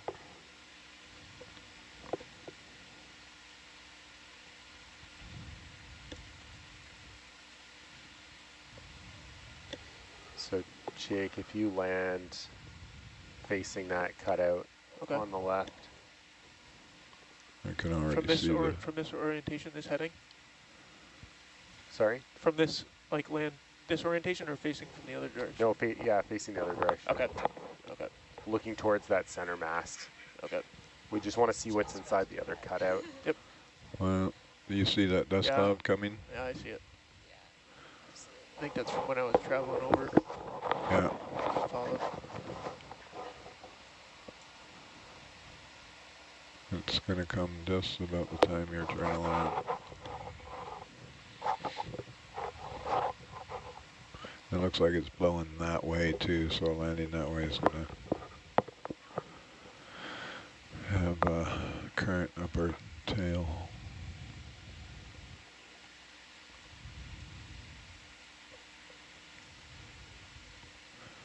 But that's part of engineering, dealing with dust.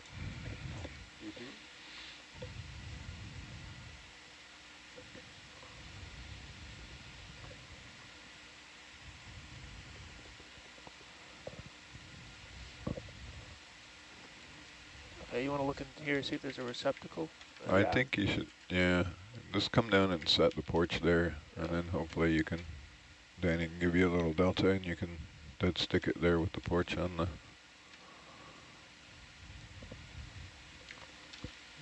Pretty much got a 30-meter delta. Yeah, give him a little leash now that he's landed.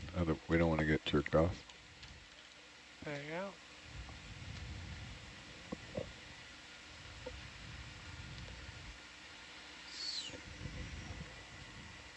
You're 20 meters away from Atalanta too, so you want to come down 15 meters maybe. So we might want to hit that with a brush. Probably makes sense to offload the logger here so that the sub is a bit lighter. Yeah, let's, how are you with the ship position, Jake? You want to move the vessel closer? It might make sense to get a little closer so we have more scope. And we can... Yeah, this is where we're spending the bulk of the dive, so... Yeah, Yeah. 10 I can't tell, are you looking down there, Danny? According to nav, you're 20 meters away. I am kind of far away from the cork. 10 at 145, please. Johan's calling it a 10-meter move. Yeah, I see that. Based on Atalanta sonar. So, AJ? Yes, sir. Based on the direction that the hydraulic cable comes out of the package, do you think placing it on the right, placing the package on the right of the mast might give the most scope, the most reach? I'm not sure I understand. So we're going to be connecting the hydraulic, the AeroQuip coupler, which doesn't have a ton of stainless lead on it, like stainless steel pipe, and it comes off the left, doesn't it? It comes off the left, yeah. And so maybe putting the package to the right of the mast gives you the best. Sure, yeah, like we place it down here. The issue with that is then it's in the way of our manip to plug in. What if we, when Danny picks it up, what if he spun it 180? And we're going to have to plug into this from the ROV porch. Video, can you iris? Sorry, oh, to test? Yeah. To talk to it. So there's an ODI plug, a center-way plug. Yeah.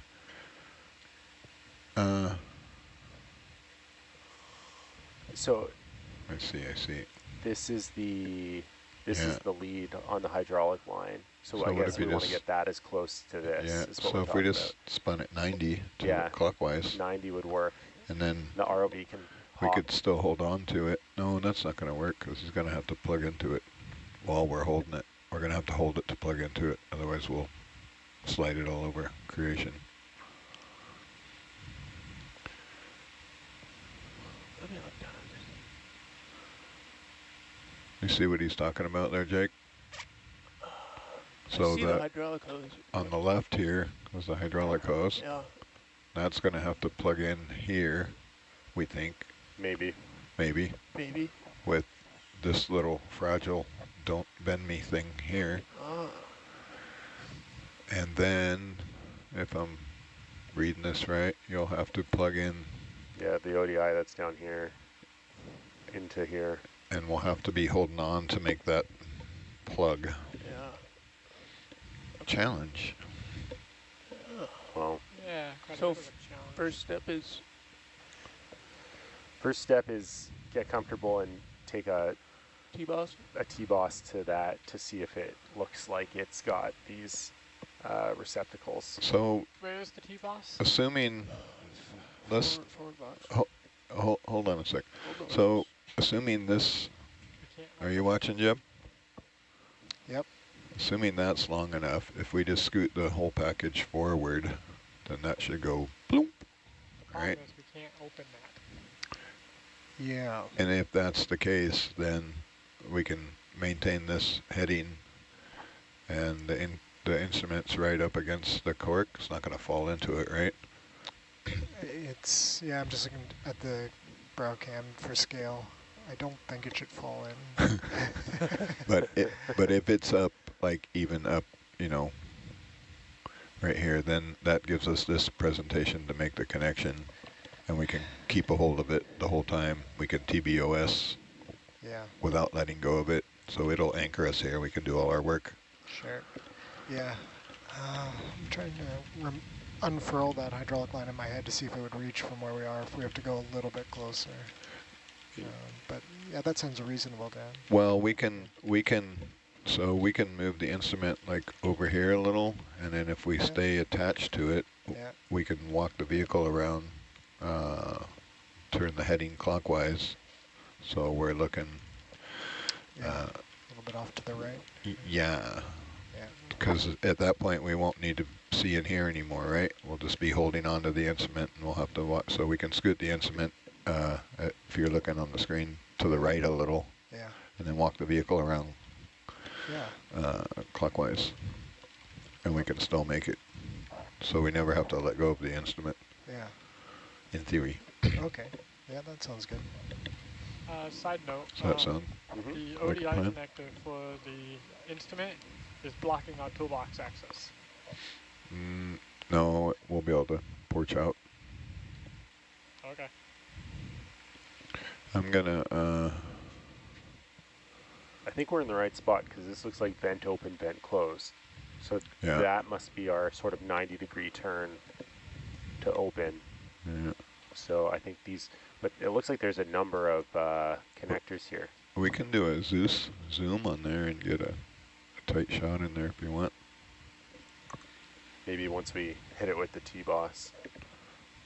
Well, we could get a, I wouldn't mind getting a before we wrecked it shot. Where we cause, I'm not CYA or anything, but no, are you racked out, Jake? Yeah, see if you can get a full zoom in there, some lights. Get a pick of what's in there before we touch it.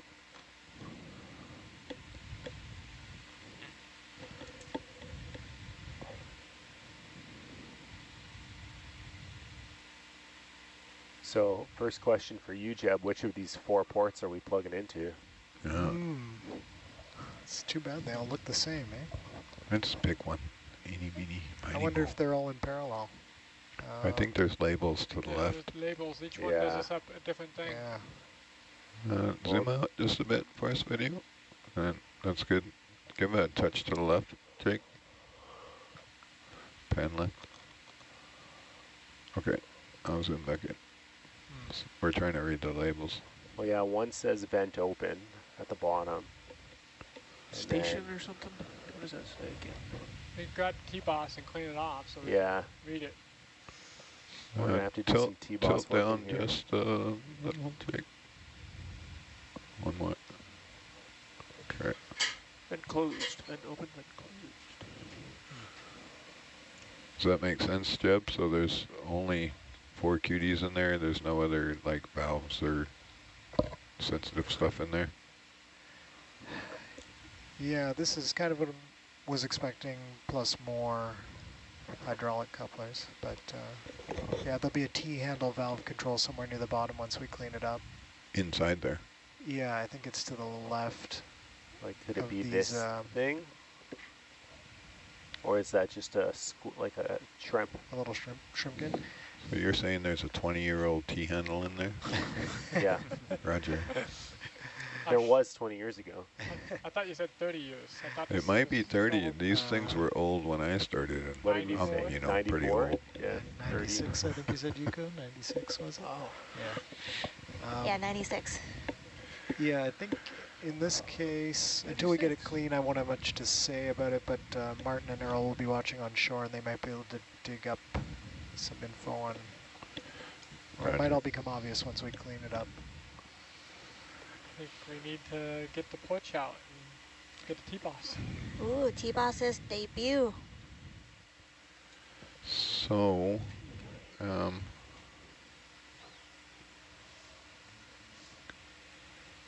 can you, are you stopping your photo thing there? Yeah, since we're not going anywhere.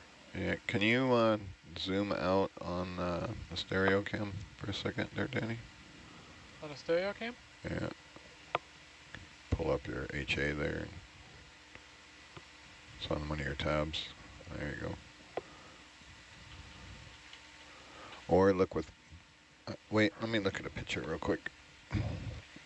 What I'm thinking is you're gonna pick the instrument up a little, still grabbed onto it like it is.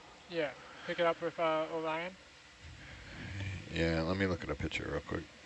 And then pick it up and Porch swing out. to the left a little so we can porch out enough to then box out to get your TBOS. Okay. You could look with bubble the if you ODI wanted to. connectors tie Yeah, wrap well- down right in front of the toolbox. Yeah, so we'll have to push the porch out first. And to do that, we have to move the instrument. Yeah, that's what I'm thinking. Are you sinking? That's exactly what I'm thinking. Oh, I've look, got AJ's got a pictures. picture here too. Yeah, we're looking at the pictures right now. Yep, that's a Roger. All Okay. right, video can come wide. Copy. Yeah. So what we'll do is we'll maintain our grip here. We'll just lift up and Yeah, just move it aside. yeah, Yeah. and that'll keep us anchored so we're not thrusting. And then we'll bump the porch out enough to bump that out. And then in theory, without moving, we can get our TBOS toilet brush of science. Still Okay. probably one of the most popular things during the expedition. Really? Yeah. That's funny. Okay, ready when you guys are. Yeah, ready when you are. Okay, I'm going to pick up the instrument. Let me rack back first. Okay. Hey Jake, you should rack back.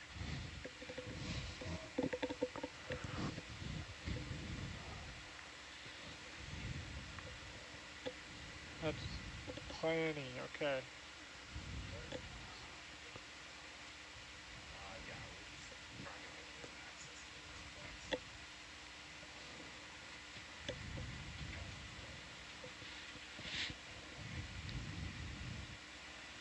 So Jake's new software, we've put emergency locks on there, so those ROV operators can't inadvertently do something bad. Well, they can, they just have to press 2 buttons. That's like your missiles fire thing, the little red thing. Yeah, Flip up. redundancy. It's very important.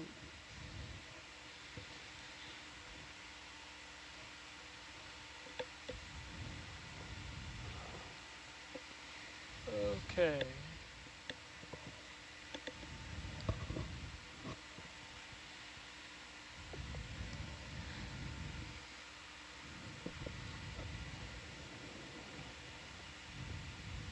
So that's the instrument that's being plugged into the cork.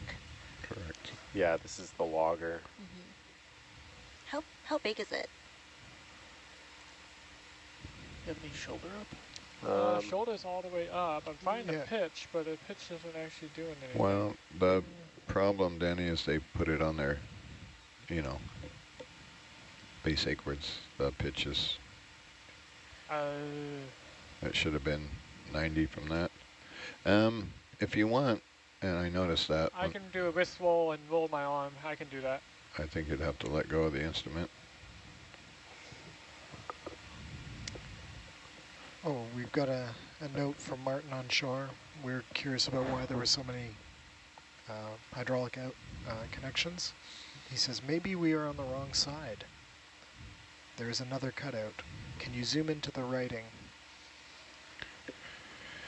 Yeah, Roger. Give us a minute here. We've got a conundrum. Let's, I thought about dealing with this on deck. I don't know if I have enough strength. Let's open the jaws. Hopefully you can keep the rope. And turn your arm around there.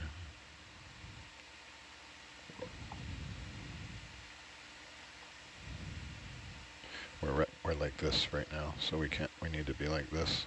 Yeah, I need a little more pressure. I'm only at 1100 PSI. Turn it up. Give it full beans. You're like 2,000. I know Orion likes 2,000. That's probably my entire problem. It likes 3,000 actually. With that heavy thing, I would run that thing right up to the stop. There you go. 3,000. Don't be shy. There we go. The beans.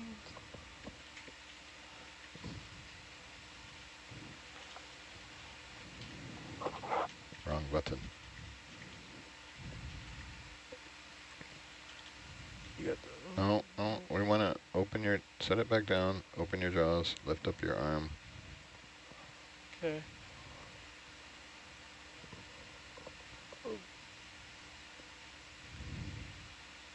That's enough on your jaws. Lift the arm up a little.